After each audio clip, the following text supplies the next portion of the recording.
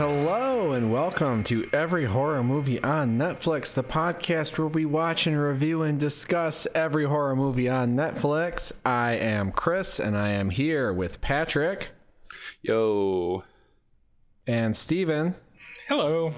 And we are here today to discuss the Netflix original film Nightbooks. A family film. We're actually pivoting to every family movie on Netflix. Did I tell you that? We're gonna have to change our acronym though. It's gonna be FMON. Sure, why not? We've been doing this long enough. Change it up. But before we get into our discussion of Nightbooks, we like to do a little horror catch-up where we talk about all the spooky things we've been consuming outside of our assignments for the show. So what's going on, guys? You do anything noteworthy? Have you read anything good? Seen anything good on TV, movies, etc.? Well, not a lot for me this week, but I did do something that was weirdly and unintentionally in keeping with kind of the spirit of this week's episode, and in fact the spirit of FMON. I had a child. I had a child. Yeah. No, actually, I did the exact opposite of that in the past 2 weeks. I had a vasectomy. Nothing. That sounded way more serious than it actually is. But no, I have no idea how I got on this track in the first place, but.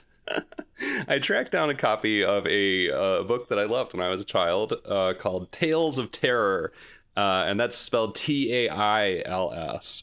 It is a book from the Wishbone series. This was the spin-off series from the PBS show back in the day. Those who may not be familiar know that this was a show about a Jack Russell Terrier who loved books, and in the course of the show would basically reenact the plot of classic literature.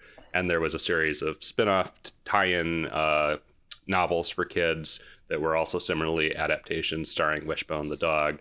And this Tales of Terror is an adaptation of 8 different classic horror short stories, all kind of like from the, I want to say mid to late 1800s. It's kind of old, like classic stuff. One of the first one actually in the book is Green Tea by Sheridan Le Fanu. I don't know how you pronounce his last name. That's close enough. Yeah, close enough.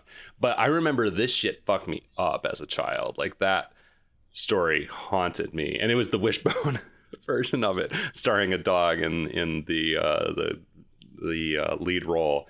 But it's been fun going back over that. Some of the stories still slap, and it's making me honestly want to track down the originals of these things, which I guess is the intention it was supposed to have for children in the first place, but not exactly what I did with it when I was a kid. If you ever wonder why Patrick gets on every 2 weeks and he's like, I read 3 or 4 books, it's because a love of reading was instilled in him by a dog when he was a child. Oh, I thought you were going to say it's because I read the Wishbone version. Yeah. He's just reading Wishbone versions every week. Yeah, I'm over here reading the Wishbone version of Her Body and Other Parties. Yeah. But yeah, that's it for me. Any other memorable stories in that one? I'm trying to find it. Looks like there's a bunch of them. I mean, I can imagine there being like the Pit and the Pendulum, but it's a dog tied up and it's a big newspaper swinging back and forth. It's actually nothing so iconic as that. I mean, I want to say that the Le Fanu story is the kind of the most notable author and most recognizable story in the book. It's surprisingly I guess kind of deep cuts, which I might be wrong on. Steven, you're much more well-versed on these things than I am, and you might look at it and be like, oh, these are all like classics, but none of them were recognizable to me other than Green Tea. And the weird thing is, other than it being a dog, and so if there's a bit where he puts his hand on someone's shoulder, it'll say, I put my paw on his shoulder. But other than that, it's just the story. There's nothing else that's dog specific. It's just occasionally you'll be reminded that this is a dog.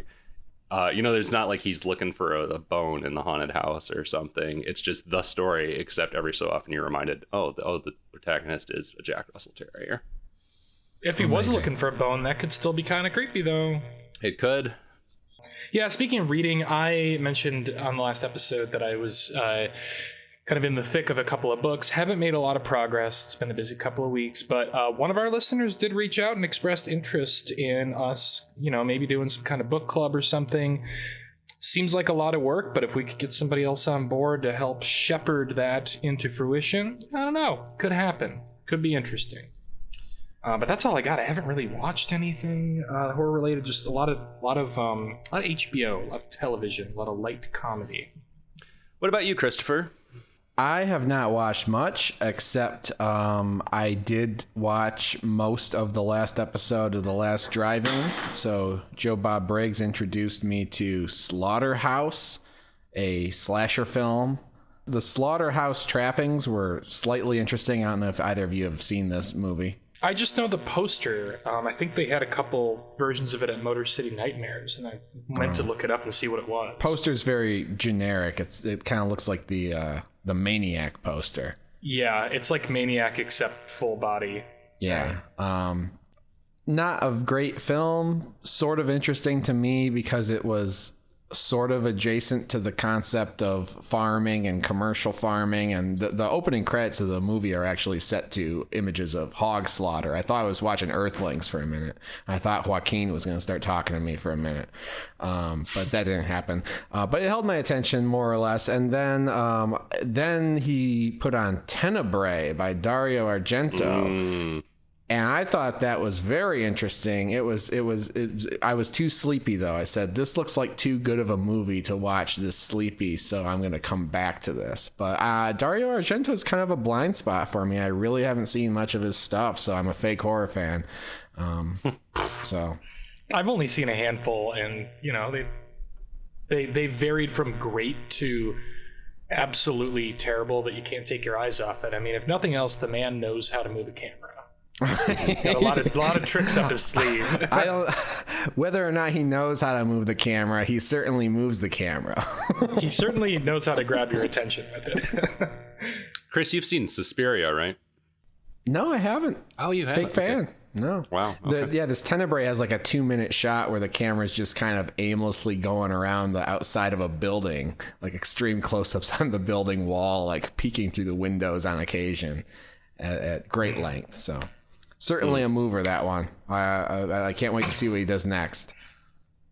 He's got a new movie coming out. I saw a screen grab from it. Does he really? Oh my God! I thought he was dead. I thought he was dead. That's why I said that. I guess he's not dead. Wikipedia says he's alive. He's 81. Yes. Somebody's doing a retrospective of all of his films leading up to his new one.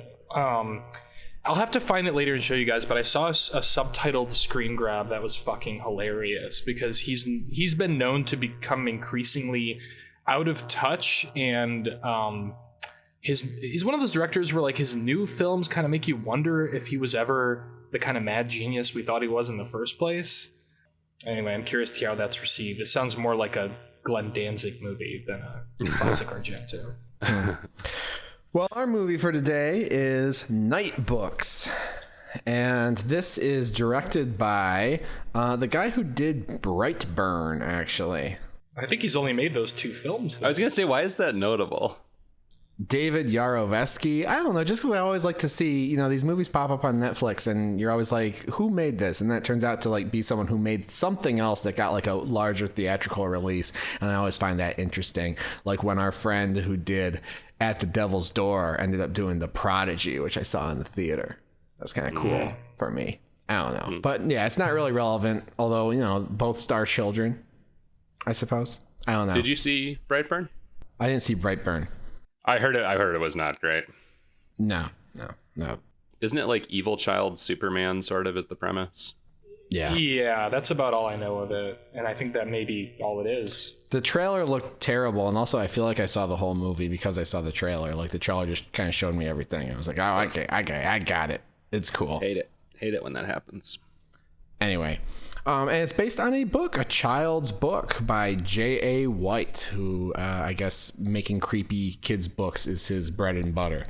So yeah, this is the story of a young boy. What's his name? Alex? Josh? Alex. It's Alex. A young boy named Alex who we meet him, and he's having a Halloween themed or a horror themed party. I think it's his birthday, and all of his friends have forsaken him. No one wants to come to his party, and so he renounces his horror fandom. several of us have come close to doing based on. I've been so close to just packing up my Fangorias and throwing them in the trash. Yeah, so he takes all his, he's going to throw away all his things, and he's going to throw away the books in which he writes his horror stories, the titular Nightbooks. But on his way down to the furnace to burn his books, to burn his manuscripts, he is enchanted by a apartment door that is open where there's a TV inside playing The Lost Boys, and he is whisked away to a witch's house, a magic witch's house, and the witch says she's gonna just kill him on the spot, but he says, listen, I have a skill, I can write stories, or I used to write stories, and basically he has to write a spooky story and tell it to the witch every single night to save his life. And so that's sort of the premise of the movie. That's the challenge Alex finds herself in, and he's just got to find a way to outsmart the witch and escape the house and get back to his normal life and not be an abducted child. Basically a horror Arabian Nights. I'm not as learned to know the concept of Arabian Nights. Arabian Nights, someone has to tell 1,001 stories once a night to, like, I think it's to spare their life. Yeah, I forget the original mythology. I think the Aladdin legend is one of the 1,001 stories. Yeah, it is. I was going to say, I know that. They told some good ones then, so good for them. Is it 1,000 or 1,001? 1,001. Okay, that's what I thought. Yeah. 1,001 stories you must read before you die. So the first thing that struck me about this movie and kind of put me off at first is this little moppet. He's like 10 years old or something. I don't know. Is he 10? How old are? I don't know like how 9, old kids 10. are. 9, 10, It's 11. hard to tell. Yeah, I'm bad at this. Some people, I can't age a kid worth a damn. So, Oh boy. but Not gonna step on that landmine. but his bedroom is just covered with like sort of like Gen X 80s nostalgia bullshit. Like this is a Bullshit. Dude, that's what my room looked like when I was a kid. Mine's the Fangorias because I wasn't allowed to have them. Yeah, but you're talking about growing up in the early 90s where you're in, some sort of proximity to that stuff, and I don't know, it seems sort of a self-indulgent writer or creative team kind of putting their childhood onto this 10-year-old kid in the contemporary setting. I thought it was a little weird. I was like, I don't know, is a 10-year-old geeking out over the Lost Boys? It all seems kind of performative to me. It kind of seems like, oh, here's all these horror fan signifiers that adults recognize that we're going to put in this movie. Well, there's a long lineage of this, and I feel like I read an article about it. If there isn't one, I should write it. But there's a long lineage in horror films, especially gateway horror films, of like the horror kid's bedroom. Like I think specifically of Salem's Lot. And if you look back to that film, that takes place in the 70s, middle 70s, I believe. And the kid has all Universal posters in his room. These films are 30, 40 years old at that point. Yeah. So who's to say? There were probably kids growing up watching Lost Boys, Pet Sematary. I was into today. Universal monsters as a kid. I don't know. Maybe I'm just making too much of it. I just thought it was weird that this 10-year-old kid walking around today is like exclusively dressed, has his room exclusively dressed in the stuff that like Gen X nerds geek out on. Well, I don't want to derail our conversation, but I do think this is interesting, and I want to hold on this for a minute. One thought is that I think a lot of kids who are into horror kind of have lenient parents and grow up on what their parents let them watch. Lost Boys was one of those movies for me, and I would bet if I was raising a kid today, they would see The Lost Boys at about 9 or 10 years old and hopefully become as obsessed with it as I did. But if that's not the case in this universe, what kind of media do you think a kid today that age would be celebrating? Stuff that maybe came out in the 90s or early 2000s. Hubie Halloween. Probably fucking Sinister Scream. And Insidious and shit. Just wall-to-wall James Wan. I mean, probably super contemporary, just like the stuff that's out now, Yeah, every horror movie on Netflix. Yeah. He'd be a huge fan of At the Devil's Door. Cargo. Not even a kid like that would like Cargo. Oh my god. You guys are such fuckers. I thought of the argument that maybe his parents have turned him onto this shit, but his parents seem as sort of dismayed by his obsession as anybody, including all his friends who have, as Chris said, forsaken him. So I can't make that excuse for it, but also it didn't bother me. I'm like, whatever, nerdy kid's gonna nerdy kid. That it didn't bother me. It's really not important. I was charmed by this opening scene and its extremely on-the-nose dialogue, intentionally on-the-nose dialogue. Like his parents are explaining the scenario, I forget the exact lines, but it's all there for you. And this kid talks to himself so much in the movie, and it's all, to me, felt very self-aware and very charming. Not forced, not like kind of smarmy, cynical, but just charming.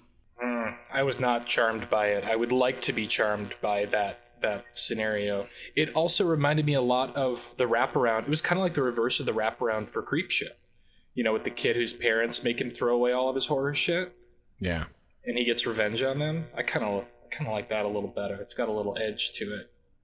But this kid, and kind of a recurring theme here is, since this is the last straw, he's being a horror fan apparently just makes you weird and ostracized.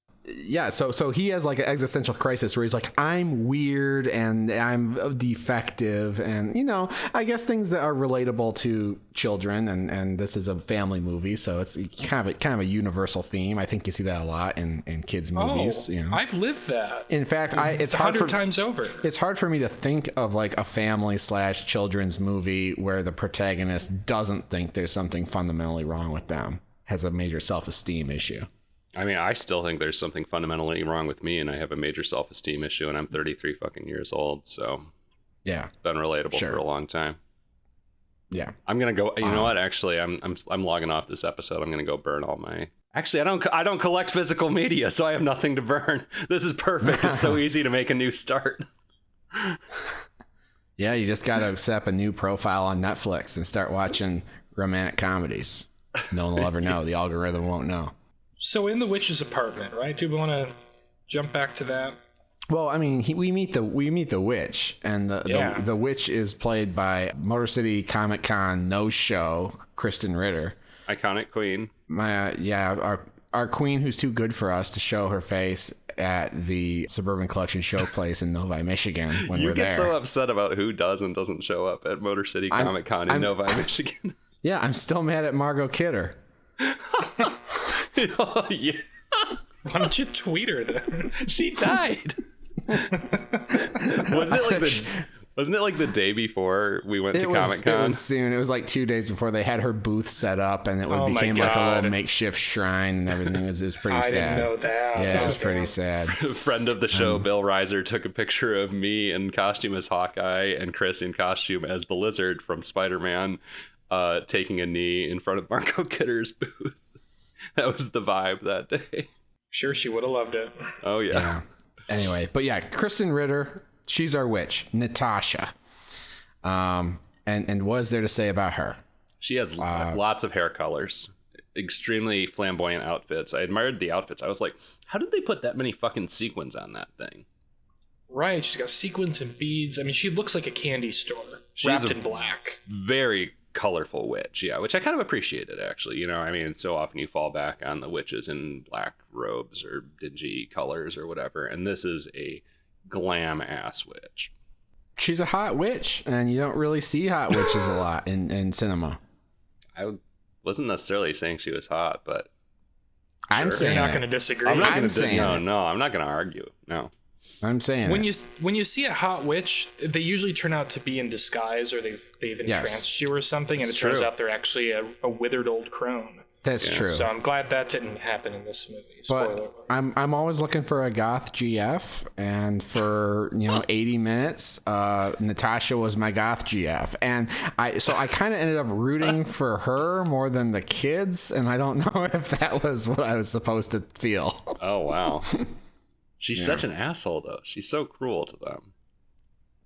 Yes, she is. I was actually kind of surprised by that, because Kristen Ritter is, a charming actress, and actually, yeah. Think about Breaking Bad, though. I was going to say both the significant characters she's played are extremely flawed. or the most well-known characters she's played are extremely flawed. I don't know. There was still, I guess maybe it was because it was a family movie or something. I was just expecting, I guess maybe this is spoiler-ish, but I expected this character to have maybe some sort of redemption arc or kind of a soft side to her. And I guess, I mean, there is a little bit. For the most part, she's a bad dude, you know? Yeah, and it sounds like Chris, maybe you did as well. I read a little bit about the differences between the book and the film, and it sounds like they made an effort to make her slightly more sympathetic in this. I don't know if that really pays off, but then again, I haven't read the book, so I don't know exactly how different it hits. Interesting. But yeah, I mean, she's, you know, enslaving this kid for his stories. We're not sure exactly why that's happening. And there is one other kid that he discovers that Alex. I keep thinking Josh. It's one of those generic white names. You can't keep them. It's Alex. Straight. Yeah, it's Alex. And then the other girl friend is Yasmin. Yasmin. He meets this other girl who has also been trapped in the house and is being used sort of as a, I don't know, kitchen servant. She's always setting the table.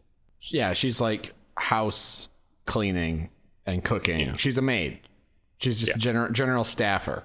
And she's a jerk to him too, and so is the cat Lenore, who also turns invisible. Invisible cat. Yeah. I want a Lenore. What do they call that kind of cat? It's one of those hairless ones. It's a Persian cat? Is that what that is? Okay. And it's CG. I think almost all the time it's CG. Not quite all. There were a couple of times where I was like, that is definitely a real cat, but it's when its face isn't like looking straight at the camera because it has these big glowing blue eyes. Mm-hmm. Yes. Yeah, it's like 2/3 fake and then 1/3 a real cat, I think. But I was a big fan of that hairless cat. But that's Natasha's cat, who is intelligent and enchanted in some way, and will report to Natasha the witch if the children are misbehaving. So they're all screwed. And Yasmin has been in the situation for like 3 years, and I thought she was kind of unnecessarily mean to Alex. There's a lot, kind of your garden variety, like family movie conflict stuff where people are just kind of like really mad at each other over stupid stuff just to kind of create some drama when they should just chill out. That's a very good way to describe the bulk of this movie, at least as I perceived it. But Alex, his job is to write his stories and do research on his own time and try to figure out if and how he can escape this house. Which seems to be in a magical dimension, and they say that this isn't a physical house really. It goes around the world apparently magically. It's an apartment. It's everywhere and nowhere, and it manifested in Alex's parents' apartment building, which is how he wound up there. Yes, and it attracts children. And because this movie just kind of rolled over me like a slow fog, and I remember precious little of it, except that I was very bored through most of it. Was Yasmin cruel to him because she had seen so many other kids kind of come and go because they didn't cut it with the witch, and she's like, why should I attach to anybody? Because this kid's probably not going to last? Did I read that correctly? I don't know if it's in the text, but I think that's a smart way to view it. The witch has a cabinet full of like precious moments figures that she's made out of all the like past kids, and a closet full of their clothes. Yeah, just like dozens and dozens of outfits. Yeah. So I think Yasmin has there's some degree of like intellectual superiority almost there, that she's like managed to survive for so long, and it's like, okay, here comes another one who's going to be immediately disappeared by the witch.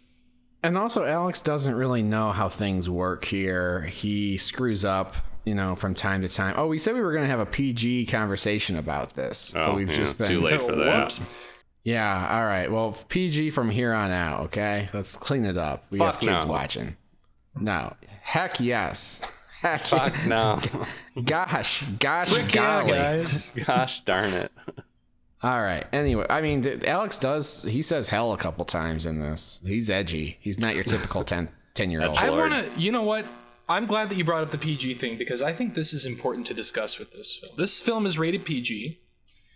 The protagonist has posters for some pretty brutal R-rated movies in his room. Like, he's seen Pet Sematary, he's seen The Lost Boys, he's got Fangorias strewn all over the place with blood and guts on the cover, and yet nothing in this movie is even like remotely on that level.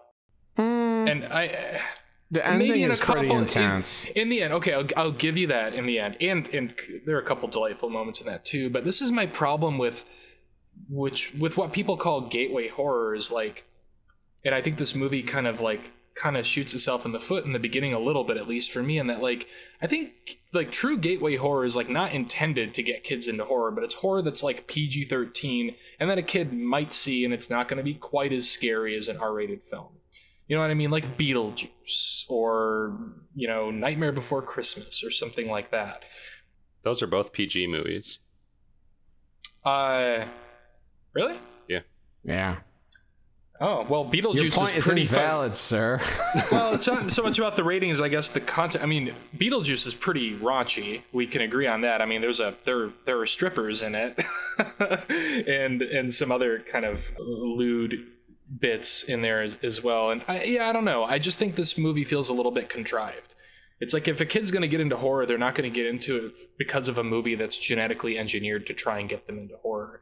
I reject the premise of this. I feel like you're gatekeeping the gateway to gateway horror. Like, I mean, the movie does not solely exist to get kids into horror. It's just a horror-themed film for kids. I feel like this idea of gateway horror is sort of overblown. I feel like horror nerds want gateway horror more than anybody else really does, and are more specific about what it is and is not supposed to be. I mean, it's just a horror themed movie for the family. You know, I don't know. I'm not too worried about like what it is or isn't going to get kids into. Well, I am, goddammit. Gosh darn it. I'm not worried about it, but I just feel like, I mean, I will say, I've heard of several people who have very, very young kids, like 6 or 7, who like this movie. And the Goosebumps movies, right? There are 2 of those. Like, yeah, that's fine. It's just, there's something weird about the fact that, like, it's calling out all of this, like, balls to the wall horror shit in the beginning, and I was like kind of hoping, like, oh, maybe this is going to be a little bit edgier than a kid might expect. Like, maybe it'll push them out of their comfort zone a little bit. And like, I didn't feel like it did that. But if the intended audience is like 7 or 8 year olds, then I guess that's fine. I hope they like it. I hope they see that Lost Boys poster and one day see that on Netflix while they're scrolling and decide to click on it. I don't need to be gory and edgy. Like, you know, if a kid is into some weird shit, like, here, give them a movie that's like okay to watch if you don't feel okay with your kid seeing a bunch of violence and strippers and whatever the fuck. Yeah, like, fine, who cares? Yeah, I just feel like, I guess what I'm saying is I feel like it's a little basic, but I'll save the rest of that for the review. Well, look, it's a little basic, but I thought actually, maybe not for a 10-year-old like Alex, but yeah, for like your 7-year-olds, for your 8-year-olds, there's enough fright in this movie, I think. You think so? I think so. I mean, there is some disturbing shit, yeah. My barometer is a little whack because I was watching like the X-Files when I was like 4 and 5. Me too. You know, I've never been fazed by any of this stuff, but like, I was pretty surprised at how intense some of the sequences were and how scary some of the creatures were and things like that. I was like, okay, I can see how this would get under the skin of a little boy who's only watched, you know, basic bullshit, Bob the Builder until this point. Yeah, okay, that's fair. It got under the skin of a 33-year-old boy. Like, the Shredders, those were a memorable character design. I feel like those are going to stick with me. I'm going to remember them, and I'm going to remember something else that we'll talk about in the spoiler room, but also pretty impressive and sort of horrifying creature design. I don't know. I would not call this basic. It's fun, and I think it's creative. I mostly agree with Patrick. And it's fair for you to do that. You got to have some diversity of opinion on this show. Yeah. Well, you know, I would like to hear from our listeners on this point, you know, like sort of what are good entry points for horror movies, you know, in your book? Do you have children? I hope no one who listens to our show has children, but if you are raising some little rugrats, you know, are they horror fans? What got them into it? What's your plan? Let us know. It's an interesting topic for me. I'm probably never going to have kids, but there's always the possibility I'll adopt a war orphan or something, and we'll go on this journey. So let me tell you something really quick on this topic before we continue, because I just thought of it. My supervisor has 3 young kids. One of the boys, I think he might be, is he the youngest or second youngest? He is obsessed. He's never seen any of the Alien movies. He's way too young for that. And my supervisor, has told him, like, you're not ready. But this kid reads all the wikis online about the xenomorphs, like genetic makeup and how they reproduce. And he's obsessed. He's never seen an Alien movie, but that, like, when he does, it's going to be his jam. And he can still kind of get his, like, nerdy little scientist brain horror thrill out of it just by reading, like, stuff that, my friend has deemed, like, safe for him to read online about this fictitious alien creature. And I think that's a pretty cool way to parent in a way that, maybe kids wouldn't have been able to grow up with without the internet. You should have told him it's a real alien creature. Just have him read the Wikipedia and be like, this is a real thing that scientists discovered.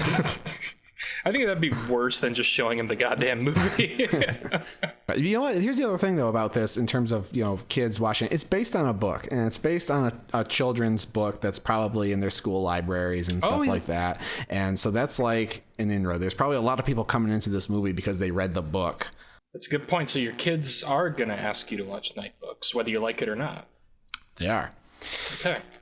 Well, damn, I don't know. I feel like we've done a lot of talk. We've put on a little seminar on child development. I haven't had that much to say about the movie. I don't know. I sort of think maybe we should just give our reviews and then kind of break down the plot some more when we come back to the spoiler room. What do you say? Yeah. Sounds great. All right, I'll go first. I'm going to give this one a cue it. I thought it was pretty good. Pretty good. Not great. Not really aimed at my demographic probably, but it certainly held my attention pretty well. I thought the characters were all pretty charming. I thought the mystery elements were pretty cool. It was a little more visually interesting and scary in some sections than I expected it to be. Like I said, I think this is going to scare some people. This is a magic house, right? So like there's certain areas of the house that we see that are kind of fun, and it's not just like the characters in a musty house. There's some variety to their environments as they progress through the thing, and even somewhat some variety in genre, it felt like, as we go along. And I thought that was all fun. It's just a fun movie. It's not great. The character interactions kind of annoyed me a little bit, but they're children, and whatever. Can't go wrong, but obviously it doesn't press my buttons so well. So cue it. That's my rambly review. Steven. I am also going to give it a cue it.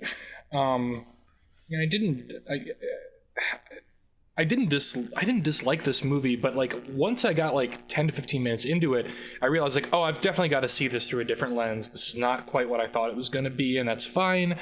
But I still think that like even for what it is and like who the target audience is, I think there's just kind of a lack of a pulse in a lot of this, and it felt like there was kind of a lack of like momentum. Part of it is like the score is just super generic. It just felt kind of, Chris, like you said, a lot of the character interactions kind of annoyed me. Like I didn't find these characters as charming all the time as I wanted to, or the performances, but it wasn't bad. It just wasn't for me, and it's not made for me. I think that a very young kid who maybe read the book and wants to see the movie is probably going to have a blast with it. And from what I've read, there are some pretty significant changes from the source material to breathe more life into the characters, and also to potentially set this up for a sequel. I mean, who would have expected that? So I think there's an audience for it. I think it belongs, on the shelf alongside kind of classic, like, Disney gateway horror shit, maybe the Goosebumps movie even. I don't know. It's all right. Kids probably love it. Hold on, let me just say, because we both talked about the interactions. I feel like even a child would not recognize the interactions in this movie as like genuine human interactions.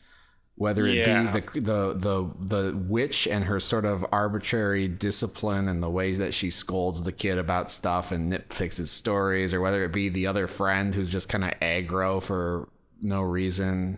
And I don't know. It's just, when I compare it to something like, I don't know, The Page Master or Home Alone or something like that, like those kinds of family movies, I just feel like those are much more sincere in the characterization. And this kind of feels like everybody's kind of putting on a show for the sake of the plot. The witch is a cartoon comical villain. How does she make any more or less sense than Harry and Marv? If you're going to bring up Home Alone, I mean, those are not normal human characters. Oh, Harry and Marv have a great amount of interiority to them.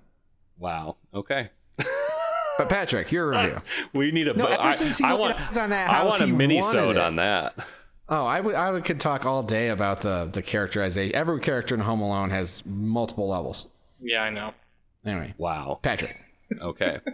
I'll give it a view it. I think if you're considering watching this in the first place, you probably have the idea that it's a children's horror movie, and I think it pretty much delivers on just about any level you could ask for. I do think it sags a little bit in the middle.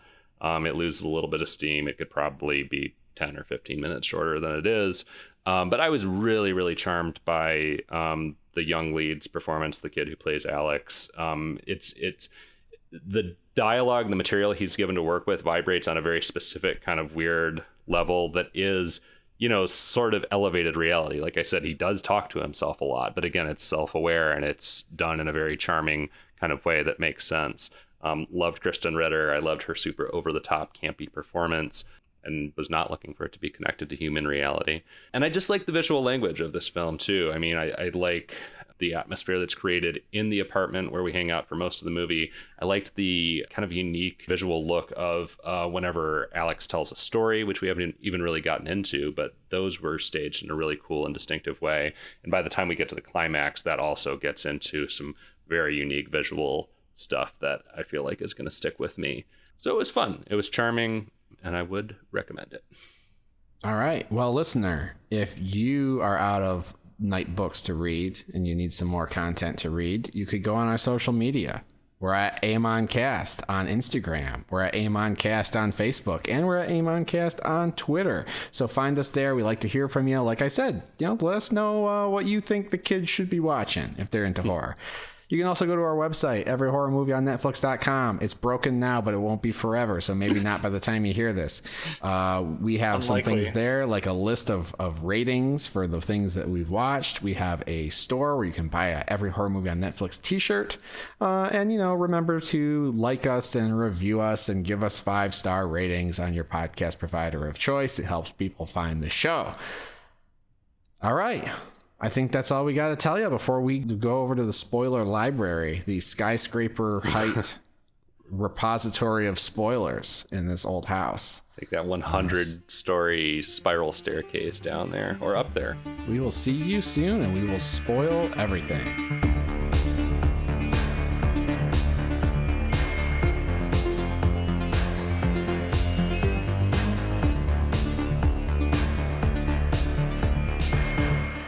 All right, welcome back. We are here in the spoiler room, ready to spoil everything about Nightbooks. You just put a space between those two words, Chris, and I was fascinated to learn that this movie is called Nightbooks. Nightbooks. It's all one word, which I found odd. Well, the Kristen Ritter makes a joke about it when Alex, when he announces, you know, that this is what his collection of stories is called. She says, well, I hope it's scarier than the title.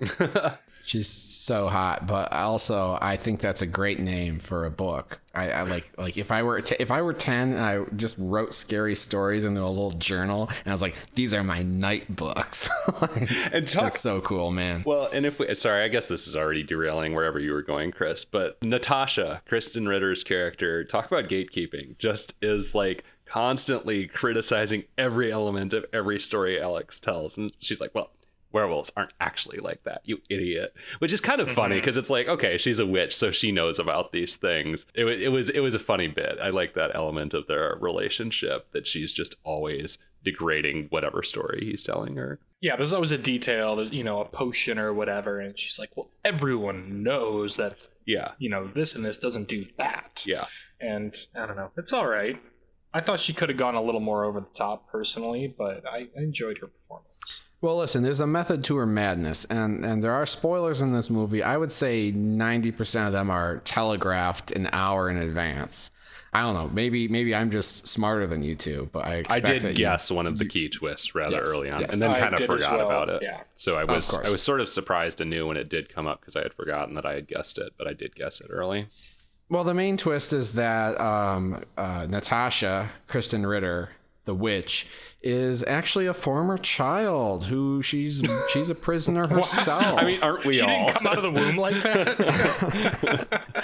Right, but she was abducted by another witch, and she is in the house, or she at least originally she was in the house involuntarily. And we find this out because Alex is in the library, and he finds like notes from some other child who's like, oh my god, I've been taken by a witch, I think I have a plan to escape, I'm gonna make a sleeping potion, I'm gonna put the witch to sleep, I'm gonna escape. And he deduces that child was able to escape because she's not in the cabinet full of precious moments dead children.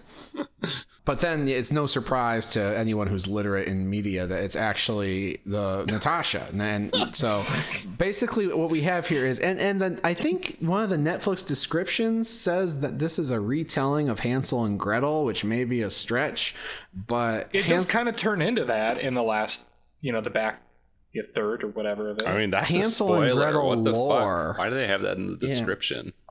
I don't know. Hansel and Gretel lore comes into the equation because we find out that basically this apartment is owned, I guess, leased, I don't know, held in escrow. I don't know the arrangement, but it belongs to the witch, I guess, from Hansel and Gretel, who likes to eat children. It's another real estate thriller. It's a real estate thriller. And so Natasha was able to put her to sleep and like lock her in a sarcophagus and steal her magic. Because you see her the whole movie, she's vaping, and she's like vaping magic that makes her eyes. I mean, a little bit. She's spraying herself with a perfume bottle. She's not vaping. She's spraying herself with a perfume, but it reads to the adult audience as, oh, she's vaping. Yeah, it's like shotgun vaping, where you like inhale it and blow it into someone else's mouth. She's doing that with the perfume bottle. She's doing that with the camera. So she's apparently, and this so it gets a little convoluted, but it's actually very simple. She has the witch from Hansel and Gretel entombed in a sarcophagus under a sleeping potion. The sarcophagus is emitting magic vape cartridge oil. Jewel very high nicotine as well. So Natasha is harvesting cartridges from this sarcophagus, and she vapes the magic so that she can be powerful and have all the witch's power. And the reason she cares about scary stories and cares about Alex and is a nitpicker is because the witch will stay asleep as long as she's read scary stories every night, because they're like lullabies to her. But if you don't tell the stories, or you tell a story with a happy ending, the witch will wake up and she'll be very angry indeed. And that's what happens. So the witch wakes up, and the witch is fucking scared. The witch is great. Gosh darn frightening, isn't she? She is. I love the witch. That's the best part of the movie for me. This is where I kind of felt the hand of producer Sam Raimi, who's otherwise absent, because the witch looks very much like one of his characters. I thought so too, and then it gets, there's the witch like vomits candy-colored spew at them at one point that was very Drag Me to Hell or Evil Dead 2. They probably just reused the puppet from Drag Me to Hell that's vomit shit. This movie seemed cheap enough that they would do that. I sensed quite a low budget here at times. Oh, there's such amazing design to this movie, though. I guess maybe a lot of it is just in a computer as opposed to building a physical set. But I honestly was amazed at the production value of this movie. You see so many of the things we watch for this podcast are so much more lazily designed. I was impressed. I was just going to say, like, where I felt it was cheap is like, there's some kind of cheap, a lot of CGI, but also like, you can go pretty far with neon paint and stuff. They use a lot of kind of cheap effects to sort of like build out these rooms and the atmosphere, and like it's not a bad thing, but it did feel a little bit low rent to me a lot of the time. I don't know. It's just refreshing to see color in a movie these days. That's true. I did like that. I was going to say, we were talking about, how there's kind of a very unconventional design for Natasha the witch. And I like that we also have a very unconventionally designed witch in the end, too. I mean, this is a horrifying looking creature, not unlike the woman from Drag Me to Hell, but she's encrusted in candy. Like there's just candy growing off her, and it's disgusting. And this is what will happen to never your mom seen if you anything let her quite play like too it. much Candy Crush, kids. Yeah. I've never seen anything quite like it. Yeah, very interesting. Good stuff. Scary stuff. And at the end, she is just vomiting like neon colored, like cotton candy, marshmallow glob shit. At one point, she's like consuming. Oh, this is when the kids go into the candy house and they are sort of overtaken by this spell. But they're like eating. I mean, it's probably just turquoise Jello, but I don't know. Something about the color and the way they were jamming it in their mouths was just disgusting to me. That was scary. Yeah. It felt like a Perry Bible Fellowship cartoon. When they throw the witch in the oven, because we know that's going to happen if this is a Hansel and Gretel, analog. I love the close-ups of like the candy like vaporizing and bubbling off of her inside of there. I thought, again, I love to see color in a movie, but that took it to another level for me. I thought it was fantastic. Burning It was a way to show sugar. something gruesome without showing blood, and I thought it was really creative. Yeah. I thought Kristen Ritter was going to be the hottest witch in this movie, but this is just ridiculous. God. Wow. How long you been sitting on that one? About 5 seconds. Yeah, we're getting ahead of ourselves a little bit. So the witch wakes up and defeats Natasha, I guess, in a little magic battle or something. And then the kids try to escape the house. And when they do, they realize they're in like an enchanted forest. And it's Hansel and Gretel. There's the forest, which it all looks very good, to Patrick's point. Very, very pretty stuff. And there's a candy house, and they go and they eat the candy, and they kind of get like possessed or something. Then they end up back in the real world. Somehow they manage to escape back into Alex's apartment building, and I forget how that happened. Do you guys remember how that happened? Is that when he like tells his true story? Oh yeah, Which made me cry. Yeah. Oh yeah, that worked that like hurt. gangbusters for me. Yeah. And I mean, again, it's told in a slightly elevated fashion where we see a flashback to his friend who he's enjoyed horror with for many years. All of a sudden, his friend Cody becomes cool. Classic He's a cool dude Cody now. move. And he doesn't like horror anymore. And he tells all the other kids, we're not going to Alex's birthday party. And Alex, of course, is understandably hurt. And it's all played just a little bit over the top, the way a kid would process it, actually, which is why I kind of liked a lot of that stuff. They're getting a gaming trailer. They're going to have a video game party. Yeah. They're going to play Call of Duty Warzone all night. And instead again, of watch horror movies. The kid who plays Alex, I thought, just killed this. I mean, because he communicates the hurt and kind of loss of self-identity in a really heartbreaking way. And it's not overdone, but it was great. Because we know that this is what happened to him, but we don't really know all the details and just how much he was wounded by the circumstances. Right. And we so know he's that he basically decided to like, swear off horror, but we don't really know why. Yeah. He's like, you know what? I want to be, I've been alienated. I'm sick of being an outsider. I'm going to burn all my horror stuff. I'm going to be a gamer too. I'm going to get the highest KDR in Warzone. I'm going to be a sweat lord. I'm going to get the dub every night. I'm going to show up at this party and I'm going to win. Chris, how do you feel about having like mastered both sides of the coin at this point in your life? You get the dub every night, but you also have a podcast about horror movies.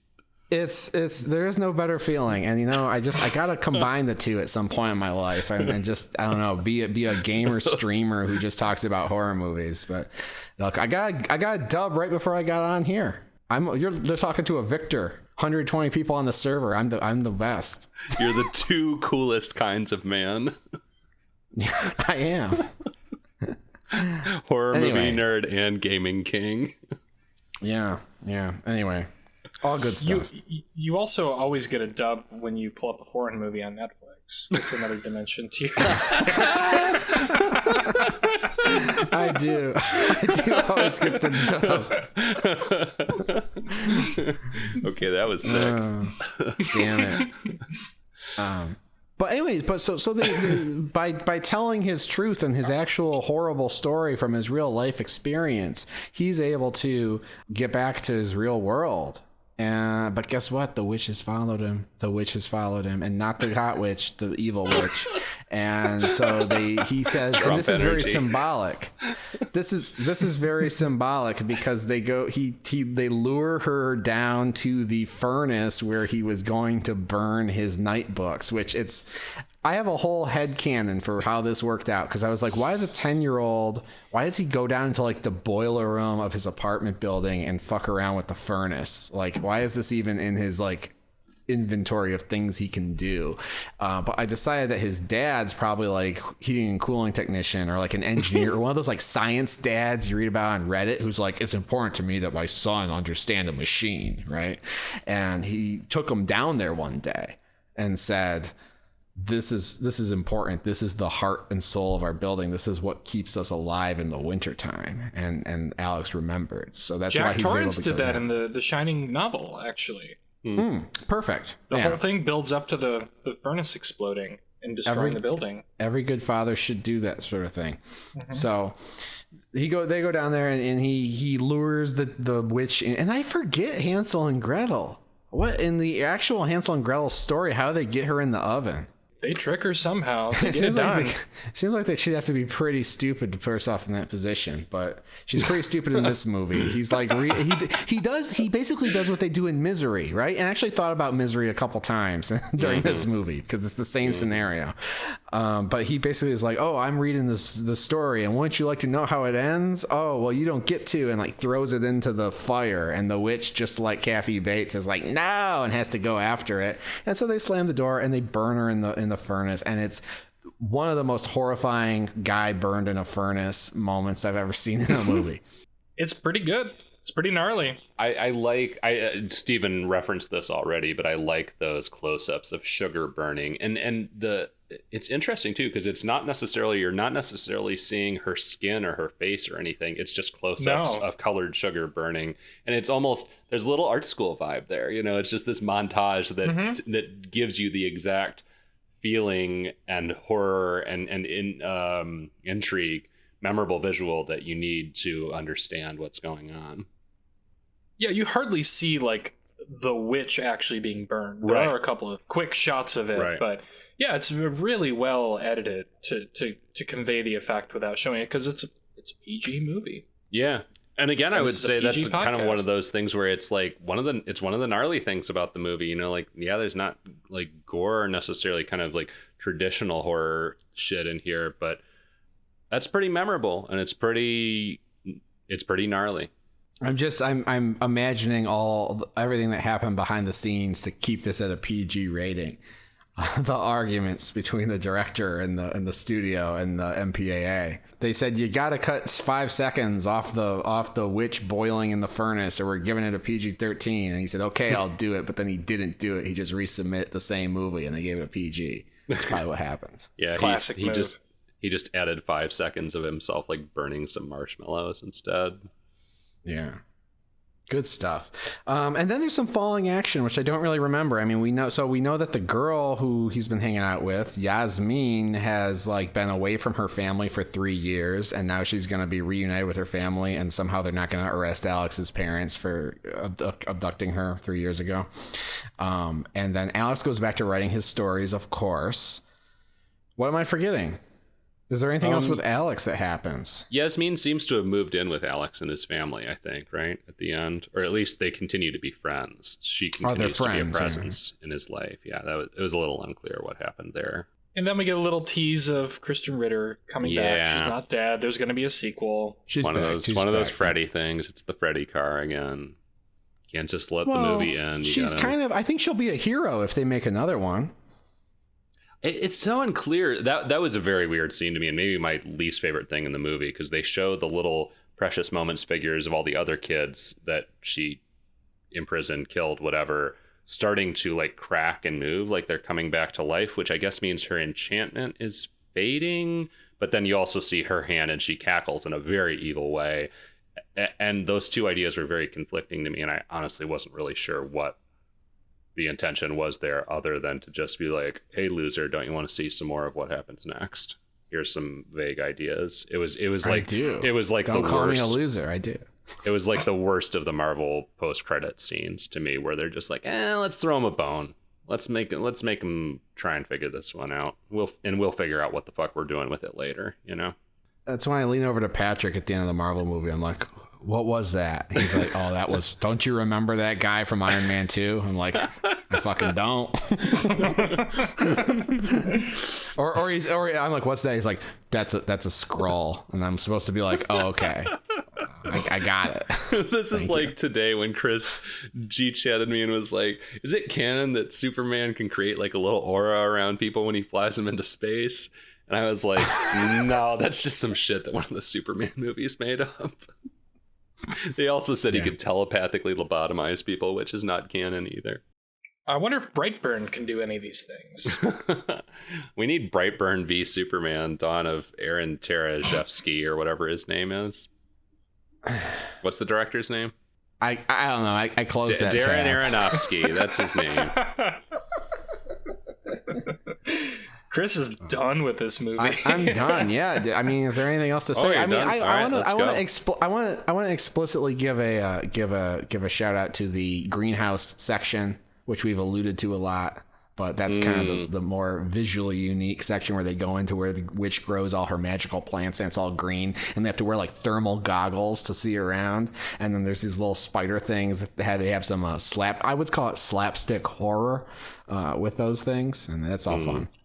Oh, there's one thing we didn't talk about that Patrick did mention very briefly earlier that we should get out of the way, I suppose, before we close the Nightbook. We haven't really talked about like how like the visual element to his stories that he tells, which Patrick indicated that he liked. I thought they were kind of cheesy. It's kind of like early like Tim Burton short films where it's like a lit up cardboard illustrated background. You know, very kind of like two-dimensional with actors in front of it. It feels like they were trying to save some money. It feels like they were trying to save some money. It was fine, but there's also there are two cheap effects to it. One, like frames drop from it at a very scheduled rate to make it look like it's an older film, and there's also like a cheap layer of like grain dropped over it to look like an old student film. And you know, it's serviceable, but I thought it was kind of cheap looking. I thought that playground story was pretty scary. That was a good story. That was the best one, I think. Yeah, I hope they make a Nightbooks cinematic universe and we get a whole movie about that. The Ghost Girl. I don't mind Ghost GF. I don't mind cheap, and I'm going to connect the last 2 points with this point. Because I think you can do a quote-unquote cheap effect and still have it be really cool. And to me, the visual aesthetic of his stories was that, like, sure, maybe they just painted some rather simple sets to look like a child's illustration with human actors walking amongst them. But that looked cool, and it really serviced the plot and serviced what they were trying to do with that. It visually communicated the idea of a child's story come to life, and I liked that a lot. You kept using the word service. It serviced the material, but it didn't transcend. I would have liked to see something just a little bit more creative and out there, maybe. Especially because we get that same thing over and over again throughout the movie. Like each one of the stories is set in front of like a red background with black and white cardboard. It would have been cool if there were like some maybe different styles used for each story or something. I don't know. But you were going to talk about the greenhouse. Yeah, I mean, it was an aesthetic that I enjoyed returning to. The greenhouse, and I think that was what you were alluding to earlier when you mentioned neon paint or whatever. I liked the greenhouse scene, but it was a little more obnoxious to me, and that's a little more where it's bordering on, to me, something that seems cheap because it looked like they just put a lot of black light paint on everything. They just went down to Zap Zone and yeah, it was very Zap Zone aesthetic, which I mean I liked to a certain degree, but also I don't know, it was a very obnoxious aesthetic that came out of nowhere for that rather lengthy sequence. And there were things I liked about it. The shredders were very memorable, but that was kind of the section where it was starting to sag, and I was like, what are we doing here? Is the narrative going anywhere, or are we just kind of doing little adventure vignettes with these kids? And fortunately it picked back up, but I don't know, that's for me, those scenes kind of exemplify the distinction between like good sheep and not bad sheep, but less inspired sheep, I guess. that is right. Like, I could clock it. Like, that's right when I was like, oh my God, what is this movie doing? And I told you, I was texting when I was watching it, like, I got to put this to bed for now. Got to close the Nightbook for a while because it doesn't seem to be going anywhere. I didn't stop it, but I definitely had similar feelings at that point. It was a little laggy right around then. Well, that's Nightbooks. Time to I was gonna say time to turn the page, but that doesn't make any sense to anybody. There's no pages left to turn. It does. Otherwise, that would have been because great. we referenced Seeger with Nightbooks, so we turned the page. That was like a whole episode ago, though. But yeah. So what the hell are we watching next week? Patrick, it's your turn to choose. Oh, yes. I believe. Yes. Unless you want to pass and let Steven pick. No. I'm gonna go for it. Because Chris had an interesting little trail of breadcrumbs that led to his pick last episode. I also have a similar trail of breadcrumbs that leads to my pick, which is something I've been wanting to pick for a while. Steven, you have no appreciation for storytelling. You guys, let's hear it. Okay, so the first breadcrumb is I recently watched a Tig Notaro stand-up special for the first time in my life, and I loved it. Oh, fabulous. The second, oh, she's so great. I love her, my queen.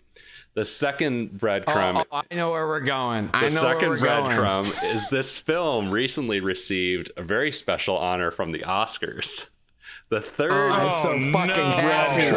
I'm so fucking. No. They said this day would never come. The third breadcrumb is Chris recently went to Comic-Con wearing one of this director's works around his body. We were watching Zack Snyder's Army of the Dead.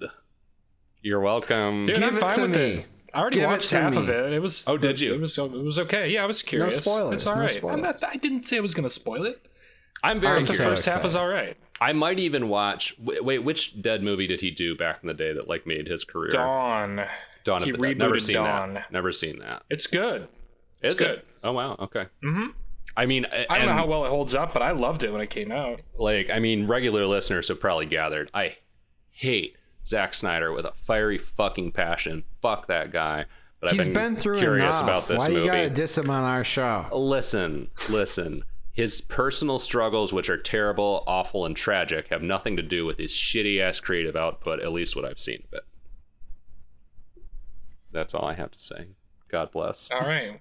I'm the Zack Snyder defender in this chat, but I'll let Patrick have the last word on that. We'll get into it I'm next excited. time. We'll get into it. I'm excited. I'm also sort of curious to see Army of Thieves. The prequel, right? Well, yeah, yes. And I mean, I guess I should say, I don't know. I just brought a lot of negative energy to the table. I'm also very curious about this movie. Like, I've heard it's good. It won an Oscar, you know, and not like the not like in the conventional sense. Not like the Snyder fans have ever gamed any other system to their advantage in the past. But no, I've heard it's at least decent, and I'm curious about it. So that's what's next. Can't wait. All right. I literally can't wait. Usually I always say I can't wait, but I really can't wait this time. So yeah, that'll be in 2 weeks. We'll be watching Zack Snyder's Army of the Dead. I'm so excited. So join us then. Dude, and what if Zack Snyder emails me after this episode and is like, got drunk, listened to your episode, and you got some shit wrong as fuck. And Zack Snyder comes on 2 episodes from now and completely recontextualizes my relationship to Zack Snyder, and Chris never lets me off the hook for the rest of my life. That would be fun, but I would say it's not Zack Snyder's burden to re-educate you. Wow. Okay, well, on that note. All right. On that note, we'll see y'all again in 2 weeks. Hit us up online in the meantime. Again, I'm curious. I really am curious about what our listeners think is good entry point horror for children. So let us know. But until we talk about Army of the Dead, that's all we got. So for every horror movie on Netflix, I'm Chris. I'm Patrick. I'm Steven. See you next time.